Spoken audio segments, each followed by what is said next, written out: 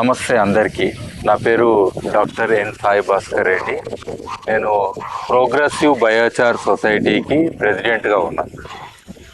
గత 2 దశాబ్దాలుగా నేను ఈ యొక్క బయోచార్ మీద వర్క్ చేస్తున్నా. సో ఈరోజు మనకు ఈ వాతావరణ మార్పులు కానీ, అటు భూమి అంటే సాయిల్ అని అంటాం కదా, దాని ఫర్టిలిటీ తగ్గిపోయి, మరి అటు ప్రొడక్షన్ ఇంప్రూవ్మెంటు, సో ఇట్లా చాలా అంశాలతోటి ఏవైతే ఛాలెంజెస్ ఉన్నాయో వాటి అన్నిటికీ కూడా మరి బయోచార్ అనేది ద బెస్ట్ సొల్యూషన్.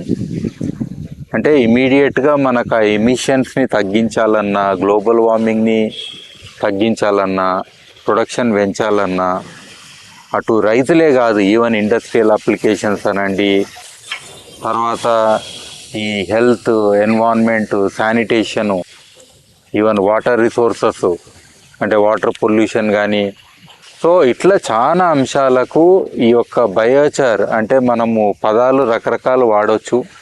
లైక్ మామూలుగా అయితే బొగ్గు అని కూడా అంటాము. బయోచారు 2007 నుంచి ఇది ఎక్కువ వాడుకలో ఉన్న శబ్దం అంటే పదం.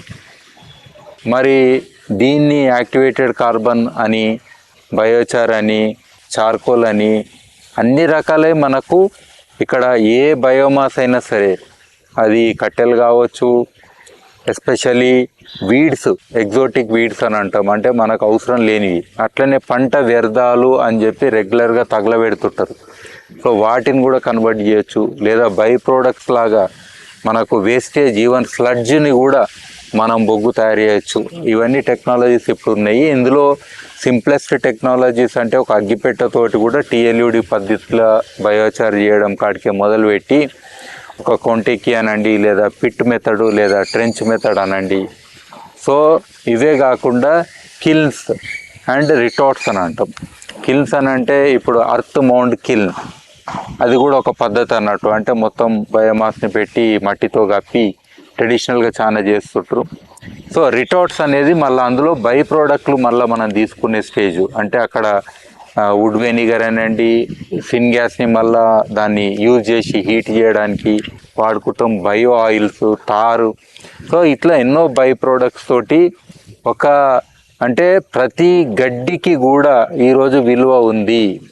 అంటే ఎనీ బయోమాస్ దానికి కూడా మనం విలువ క్రియేట్ చేసినప్పుడు, ఎందుకంటే దీని ఉపయోగాలతోటి మల్టిపుల్ విలువలు అవుతున్నాయి కాబట్టి, సో దీన్ని మనం ఎంత ప్రమోట్ చేస్తే ఇప్పుడున్న దాదాపు చాలా ఛాలెంజెస్ అన్నీ కూడా మనం అధిగమించిన వాళ్ళు అవుతాం. కాబట్టి దీన్ని బ్లాక్ రెవల్యూషన్ అనండి, లేదా బయోచార్ రెవల్యూషన్ అనండి, అట్లనే ప్రోగ్రెసివ్ బయోచార్ సొసైటీ స్టార్ట్ చేసినప్పుడు ఐ థింక్ దేశంలో ఫాస్టెస్ట్ ఒక ఆర్గనైజేషను అవుట్ రీచ్ ఉండి హయ్యెస్ట్ సెమినార్లు, కాన్ఫరెన్స్లు కండక్ట్ చేసి, అవేర్నెస్ కండక్ట్ చేసి, ఇందులో ఉన్న మెంబర్స్ దాదాపుగా అందరూ కూడా ఏదో రకంగా బయోచార్ అనే ఒక రెవల్యూషన్లో వాళ్ళు భాగమయ్యి, అంటే వాళ్ళు అవేర్నెస్ లెవెల్ కావచ్చు, ఇంప్లిమెంటేషన్ లెవెల్ కావచ్చు, ఇండస్ట్రియల్ లెవెల్ కావచ్చు, లేదా కార్బన్ క్రెడిట్స్ అని ఆ ఒక సిస్టంలో కూడా వీళ్ళు పనిచేసి కొన్ని వేల మంది, లక్షల మంది రైతులకు వీళ్ళు బయోచార్ని అందియడం, మళ్ళీ పాలసీ లెవెల్లో కూడా వర్క్ చేయడం, అటు యూనివర్సిటీస్, ఇన్స్టిట్యూషన్స్, గవర్నమెంట్స్ ఇట్లా అందరితో కూడా వర్క్ చేయడము, ట్రైనింగ్లు ఇవ్వడము. సో ఇవన్నీ కూడా ఇందులో భాగమే అన్నట్టు. సో ఇందులో ఇప్పుడు ఇంకా అవేర్నెస్ చాలా పెంపొందించాల్సిన ఆవశ్యకత ఉన్నది అర్జెంటుగా. ఎందుకనంటే there is no other best time than this అనాలి. ఎందుకంటే ఆల్రెడీ ఒక రకంగా ఒక టైట్రేషన్ లెవెల్కి మనం వచ్చినాము. అంటే అందరికీ కామన్ అండర్స్టాండింగ్ వచ్చింది, అటు ఎనేబులింగ్ పాలసీస్ కూడా ఉన్నాయి, అండ్ కంపల్షన్స్ కూడా గవర్నమెంట్స్కి ఉన్నాయి టు యాక్ట్ నౌ అనే దానికి. సో కాబట్టి ఈ యొక్క తరుణంలో అంటే ఇమీడియట్గా మనము ఇంకా చాలామంది కూడా ఇన్స్టిట్యూషన్స్, యూనివర్సిటీసు రకరకాలు ఉన్నారు, వాళ్ళకు ఎంతోమంది స్టూడెంట్స్ ఉంటారు, వాళ్ళ కరికులంలో మనము ఇంటిగ్రేట్ చేసి సర్టిఫైడ్ ట్రైనింగ్స్ అవి చేసి, తర్వాత రీసెర్చ్ని ఇంకా పెంపొందించి, తర్వాత యాక్షన్ బేస్డ్ అంటే ఓన్లీ ఇది మనము ఒక ఫిలాసఫికల్, థియరిటికల్ అని కాదు, somewhere we have to show the results on the ground. ఆ లైవ్లీహుడ్స్ ఇంప్రూవ్ కావడం, ఇన్కమ్ ఇంప్రూవ్ కావడం, ఎన్విరాన్మెంట్ ఇంప్రూవ్ కావడం, సో ఇవన్నీ కూడా మనం ప్రాక్టికల్గా చూడవచ్చు. సో కాబట్టి ఇక్కడ ఉన్న ప్రతి ఒక్క ప్రోగ్రెసివ్ బయాచార్ సొసైటీలో ఉన్న లైఫ్ మెంబర్లు even founding members, organising committees, technical experts. So there are so many groups which are working together. అందులో యూత్ కూడా చాలా మంది ఉన్నారు.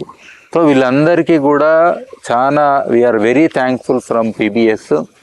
అట్లనే మేహతా గారు ఉన్నారు, గుప్తా గారు ఉన్నారు, ఖాన్ సాబు, ఇద్దరు ఖాన్ సాబులు ఉన్నారు. సో అట్లనే చాలా మంది ఉన్నారు, ఇంకా నేను పేరుని ఎంతమంది చెప్పాలి కానీ. సో వీళ్ళందరూ కూడా యాక్టివ్గా ఎవ్రీడే వాళ్ళు కాంట్రిబ్యూట్ చేస్తున్నారు. అండ్ అందుకని ఈరోజు మన పీబీఎస్ అట్లీస్ట్ అందరికి కూడా మాట్లాడితే, అంటే వెళ్ళి మాట్లాడితే వాళ్ళు టైం ఇచ్చి మాట్లాడడమే కాదు, అందులో భాగమయ్యి and they also joining this moment. So thank you very much నాకు ఈ అవకాశం ఇచ్చినందుకు.